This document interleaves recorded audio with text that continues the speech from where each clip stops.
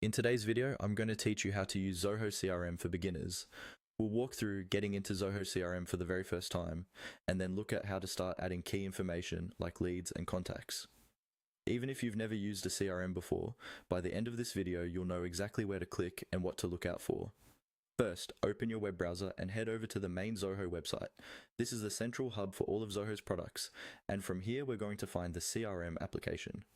Once the homepage loads, look for the section that lists Zoho's different apps or products. You should see an option labeled CRM.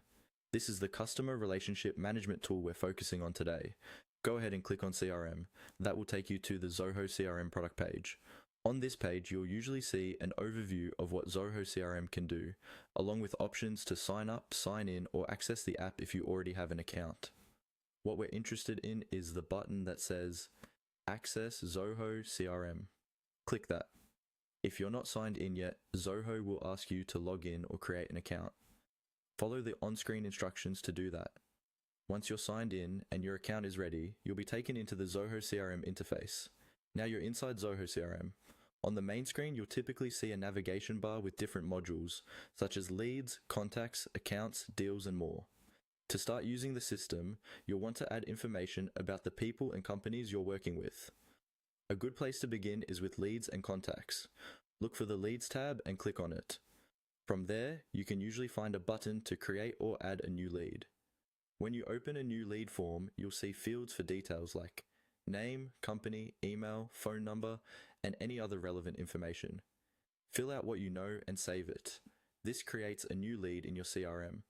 Next, you can do something similar in the Contacts tab. Contacts are typically people you have a more established relationship with, like existing customers. Again, choose the option to add a new contact, complete the fields, and save.